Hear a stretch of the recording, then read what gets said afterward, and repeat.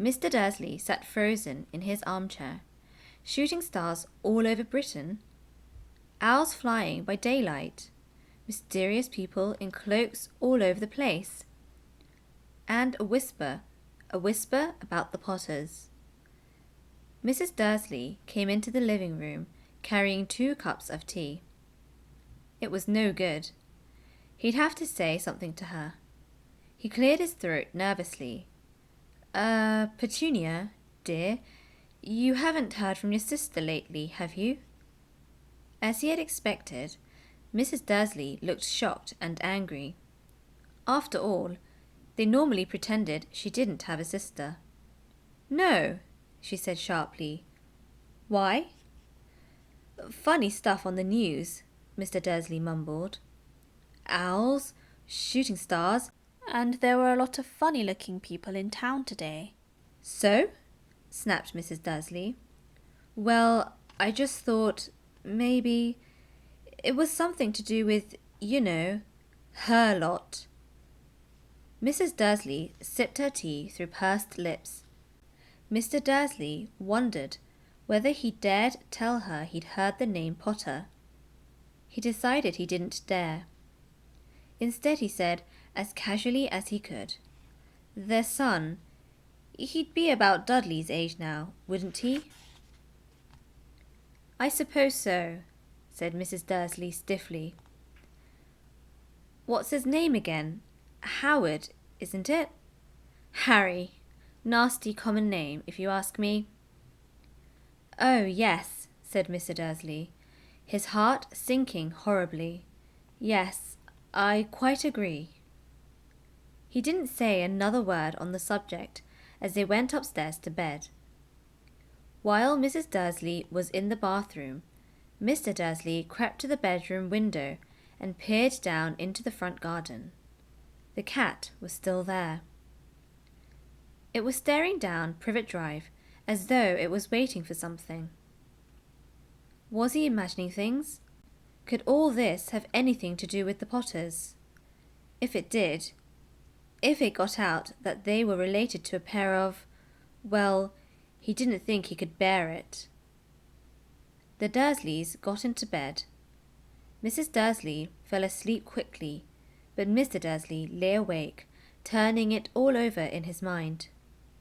His last comforting thought before he fell asleep was that even if the Potters were involved, there was no reason for them to come near him and Mrs. Dursley. The Potters knew very well what he and Petunia thought about them and their kind. He couldn't see how he and Petunia could get mixed up in anything that might be going on. He yawned and turned over. It couldn't affect them. How very wrong he was. Mr. Dursley might have been drifting into an uneasy sleep, but the cat on the wall outside was showing no sign of sleepiness. It was sitting as still as a statue, its eyes fixed unblinkingly on the far corner of Privet Drive. It didn't so much as quiver when a car door slammed in the next street, nor when 2 owls swooped overhead. In fact, it was nearly midnight before the cat moved at all. A man appeared on the corner the cat had been watching. Appeared so suddenly and silently, you'd have thought he'd just popped out of the ground.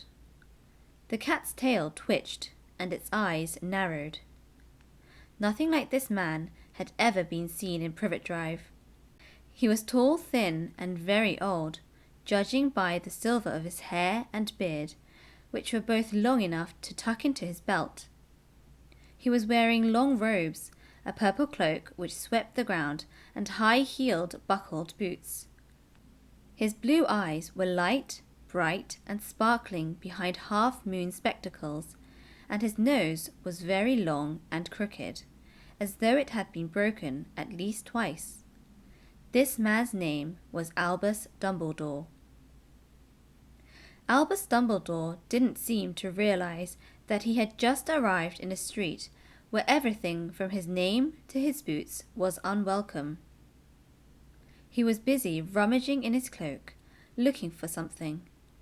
But he did seem to realize that he was being watched, because he looked up suddenly at the cat, which was still staring at him from the other end of the street. For some reason, the sight of the cat seemed to amuse him. He chuckled and muttered, "I should have known." He had found what he was looking for in his inside pocket. It seemed to be a silver cigarette lighter. He flicked it open and held it up in the air and clicked it. The nearest street lamp went out with a little pop. He clicked it again. The next lamp flickered into darkness. 12 times he clicked the put-outer until the only lights left in the whole street were 2 tiny pinpricks in the distance, which were the eyes of the cat watching him. If anyone looked out of their window now, even beady-eyed Mrs. Dursley, they wouldn't be able to see anything that was happening down on the pavement. Dumbledore slipped the put-outer back inside his cloak and set off down the street towards number 4, where he sat down on the wall next to the cat. He didn't look at it, but after a moment he spoke to it.